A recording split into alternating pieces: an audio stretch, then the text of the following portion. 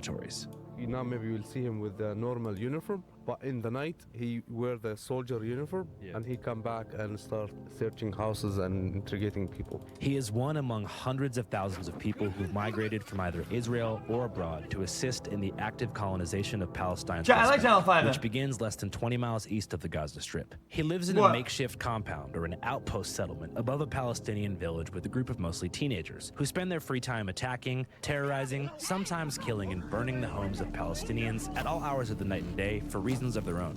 I don't give a shit. So a settler is a person who decided to move to Palestine from the United States or any other part of the world because they are privileged that they have a Jewish roots in their families. Isn't it technically in violation of the 1967 agreement for these settlements to exist? Yes, exactly. And today when you hear in the news about what they call it the two-state solution, it's just a bullshit. We must chart a course for a two-state solution. There can be a better future. France is pushing a three-pronged plan to make statehood a reality. يعني قد ما حكينا وبنطلب في هالعالم انها يعني تساعدنا، ما حدا مساعدنا على انه بس يردعوا عنا. اليوم الصبحيات دعسوا من الدواجن بطة، وقبل فترة دعسوا كلاب وغنم، وكانوا يجيبوا لنا فطايس من عندهم يفطسن ويرموا لنا اياها من باب الدور. Palestinian communities, brutal assaults caught on camera. Oh, come on, don't hit her! Drawing international criticism. Whenever you see videos of settlers attacking villages around here, where are these settlers coming from? Are they coming from nearby colonies, different countries, from inside the state of Israel itself?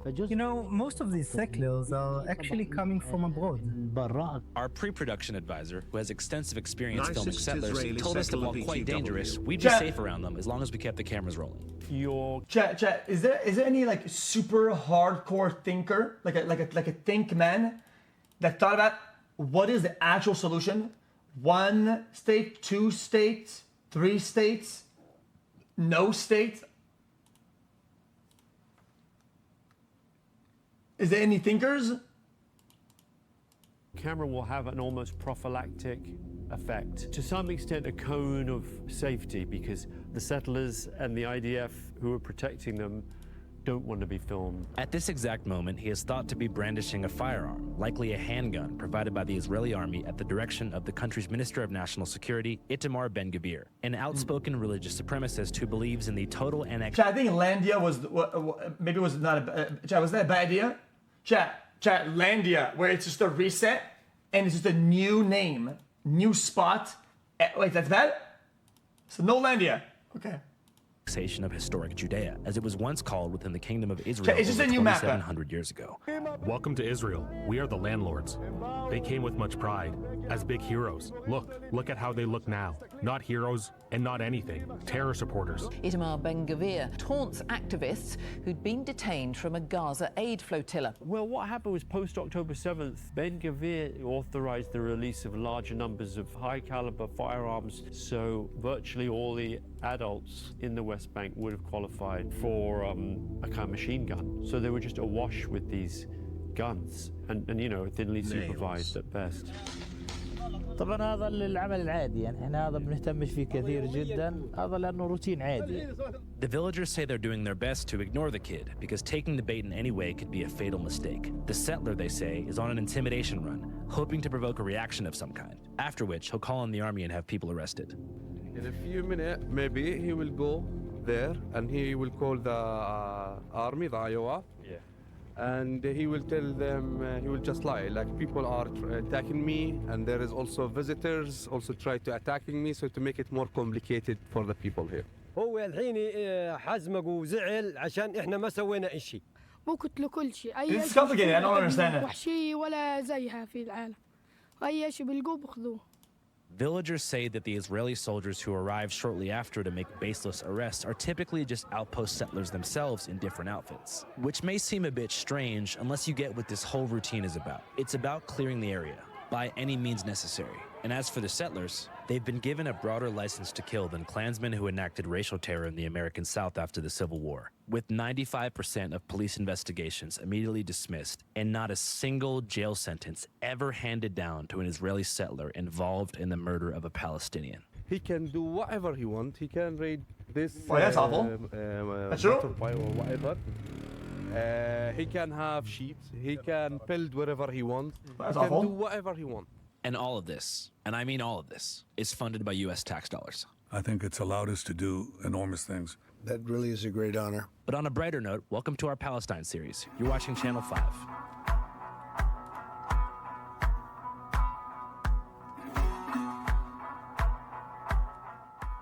These episodes were arranged in collaboration with the Legi Center in Bethlehem. Chat, what kind of instrument is this? It's a lyre. It's is Arabic word. It means sitar. refugee. We run different projects here. The circus school, which is at the moment there is a training for the circus school. Also here we have also boxing classes, a training. It happened here. Hello, welcome to Aida refugee camp. Today is about 5,000 people live in. Chat, what about a map reset that is for everybody, like the Israel-Palestine unified lands of Landia, something like that, no? This camp, not good, okay. number All right. are young people and children. Aida refugee camp is the same story of all the Palestinian refugees camp. Was established in 1950 after the catastrophe in 1948. Aida was initially established by the United Nations shortly after the Nakba, or the catastrophe of 1948, which the Israelis called the War of Independence. The Jewish state will include the ports of Haifa and Tel Aviv. It began when 5 Arab nations launched attacks on Jewish cities and settlements within Palestine, most of which had been under colonial British rule through the Balfour Declaration, until it expired on the midnight of May 14th, 1948. Britain's civic administration is expected to withdraw by May. The State of Israel, or the Jewish state, was declared the very next morning along the lines of a partition. I think complicated problems need complicated solutions. What about some crazy shit where like it's like some again I'm not plan approved by the UN. I don't want to say some bullshit. The plan was accepted by 33 votes to 13. This sparked outrage within the Arab world, jump-starting an inevitable conflict and causing Jordan, Iraq, Lebanon, Syria, and their Palestinian counterparts to invade, but they were not successful. Israel ultimately won the war, and as a means of collective punishment, they created the Nakba, the catastrophe, forcing 750,000 Palestinians from their homes and onto places like the West Bank and Gaza Strip. Here, 27 names of the villages, which is the families who live in Aida camp, they came originally from. For lots of families, they're still keeping the key, and even though they knows all their houses destroyed it in 1948, but it still gives them a hope that one day they will back again to their homes. Do you know which village in particular on the occupation side your family first came from? Yeah. Beit Jibrin. Beit Jibrin was just one of around 400 villages depopulated during the Nakba. Today, it is a totally renamed kibbutz. Welcome to Beit Jibrin, which is the Israeli version of a socialist commune, completely inaccessible to any Palestinian. I always heard about it from my grandparents in my childhood. They used to tell us lots of stories about how was life, how many lands they owned there. That's a graffiti, tell the history of the Palestinians, how they were living before 1948, before the catastrophe, as a farmers. And then when the catastrophe happened, they moved them to the refugees camp and they built the apartheid wall surrounding the camp. The massive wall surrounding the camp was built in 2004 in the midst of a bloody conflict called the Second Intifada. The conflict took upwards of 5,000 lives. I'm looking at the chat. Palestinians started it by targeting police and protests that turned violent. Whereas the Palestinians generally place blame on the collapse of peace talks at the Camp David summit in 2000, as well as a provocative visit by Israeli politician Ariel Sharon to the Al-Aqsa Mosque in Jerusalem, the third holiest site in Islam, which happens to also be built on a plot of land called the Temple Mount, which is the #1 holiest site in the Jewish faith. Total nightmare. After they finished the wall, they built more than 7 military watchtowers.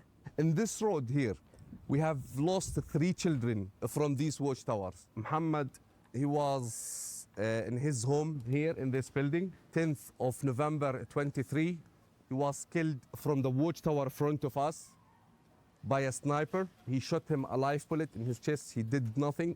He was bleeding for 10 minutes. Then the father decided to take him inside the car and take him to the hospital. When he drove down, another group of soldiers stopped the car. They took the body outside of the car and they arrested the father. They didn't give any first aid even to his child. After that, they took him to the military base. The Israeli commander called his father and he told him, come pick your son. And he doesn't know what's his situation. When they gave him his son, even they didn't come with the ambulance. They came with a normal truck and he was in a plastic bag and they throw him in the ground and the soldier left. It's not more than training for their soldiers. Places like Ida were never supposed to be permanent. According to UN Resolution 194, which was signed by Israel, Nakba refugees would eventually be given safe passage back to their villages, and those who chose not to return would be given compensation in the form of a reparations package. But that resolution, just in paper, nothing changed. After more than 77 years under this colonization, we're still looking forward to go back to our home villages. I tell Musa that we'd like to see some of the illegal settlements that people have been talking about. 22 new illegal settlements on Palestinian land in the occupied West Bank. My only exposure to their existence thus far had been through Louis Theroux's recent documentary, Settlers, where he was able to gain rare access behind the curtain of these ultra-nationalist enclaves. Chad, what does that mean, Chad? I mean, they just walk in and just build like a house on some spot, and it's like, oh, it's mine or something? Or what? People even more extreme than those he interviewed in South Africa after apartheid. I'm so uncomfortable using the word Palestinian because I don't think that it exists. Just the lethality of it and the extent to which the objective of the settlers is to for many of them, it's to drive the Palestinians out. Like under apartheid, the white South Africans, they didn't tend to say, like, we want to drive the Africans, the black Africans out. You can have Johannesburg. Is that Johannesburg? Yeah. Okay. You know, anthropologists don't put in, you understand? I mean, I understand that a little bit. I mean, I actually studied on anthropology a little bit. I give it to you. I actually passed into anthropology. To a punitive and degrading legal regime, but they weren't routinely, as I understand it, you know, every day.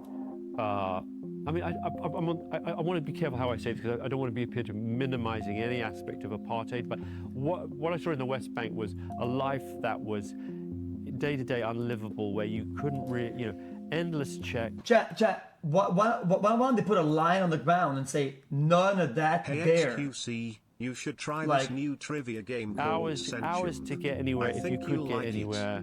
A sense in which you were just a stranger in your own land. How much time you gonna stay in Israel? Hang on, but I don't think we're in Israel. Are we in Israel? You're in Israel now. Are we? Yes. In the West Bank? No? Hey, what's up, you guys? In today's episode, we covered the situation on the ground in the West Bank. But right now, I want to turn the attention over to Gaza to see how the mainstream media is covering things over there. So to find out, I'm going to pull up ground news right here on my phone, which is a dope-ass news aggregate that I use every single day. Channel 5, I think by now, you know what to do. All right, back to Palestine. It's buying I just bought 346 copies. I have it in my pockets right now. Look there, this is one of the closest colony to Ida camp. It's called Gilo. Our best bet to get a true candid look at an urban landscape ripped apart by settlements would be about an hour south in the city of Hebron. So we hopped in the car and went for a drive. Hey, but Jack, But Jack, we're like a civilized, like human nowadays. You know what I mean? Yeah, people make mistakes, but like nowadays, like everybody is human. All these people are human.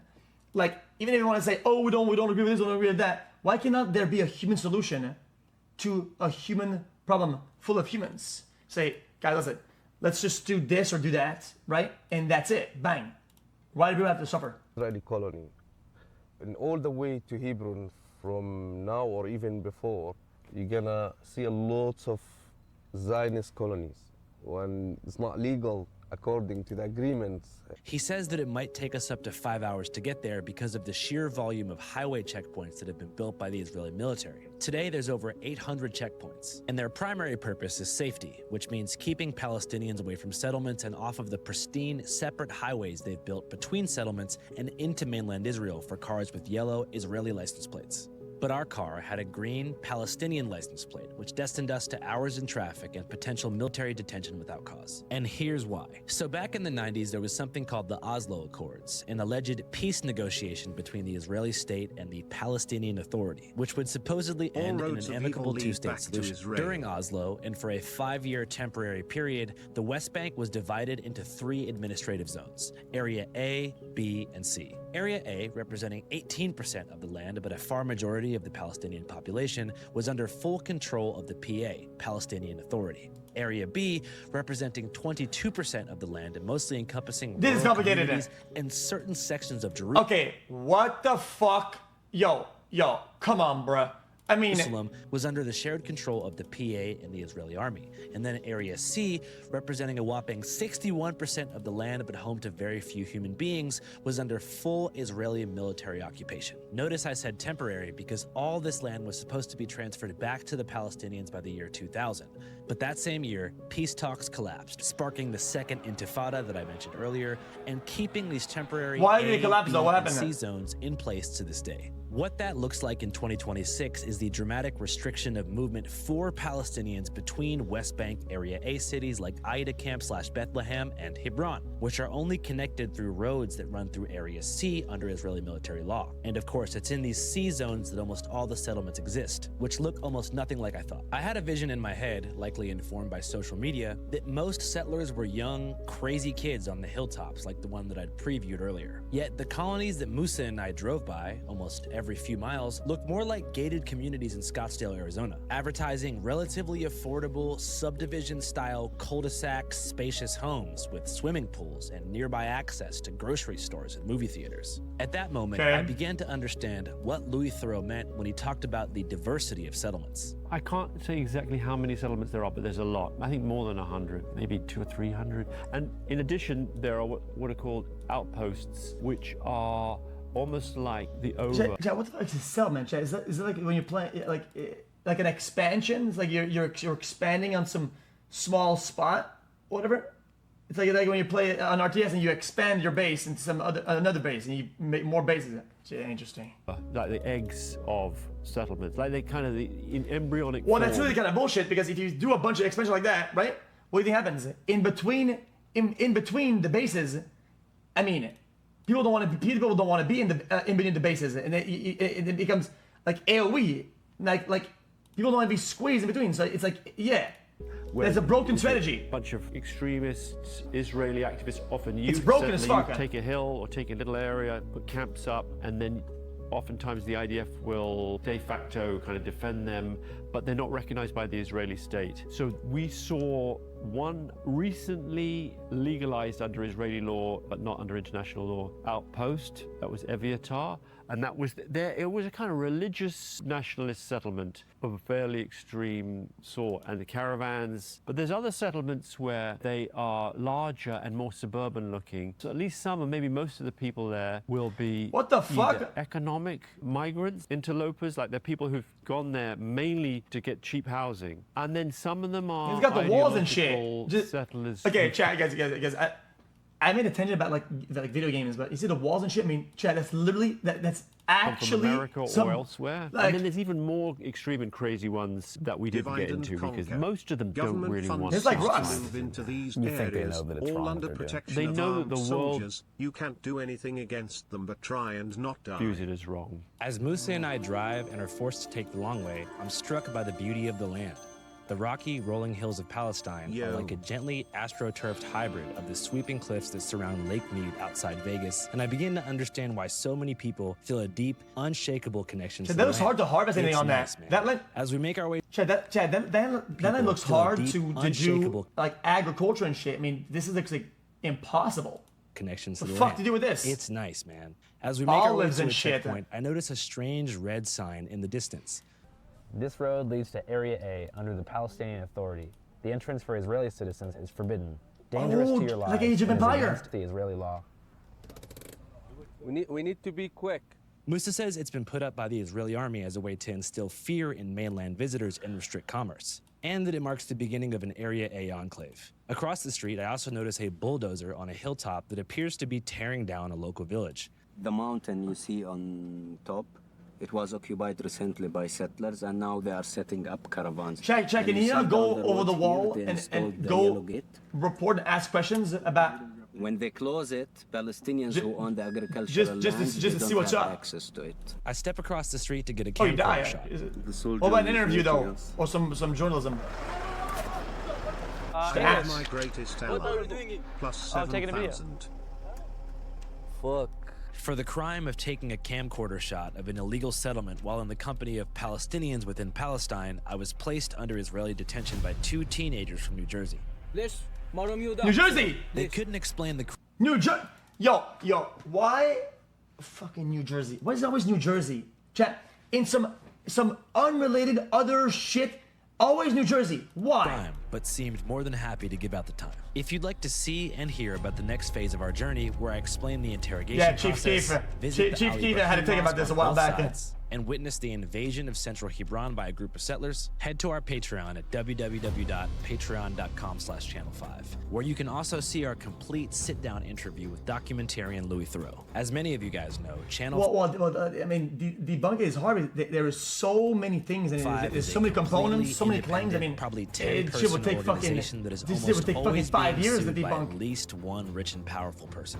We make some money from ad reads and some money from merch sales, but the far majority of our working income comes from our Patreon. Well, it's not debunking, guys. When I say debunking, it's not proving something wrong. It's something that's proving something right.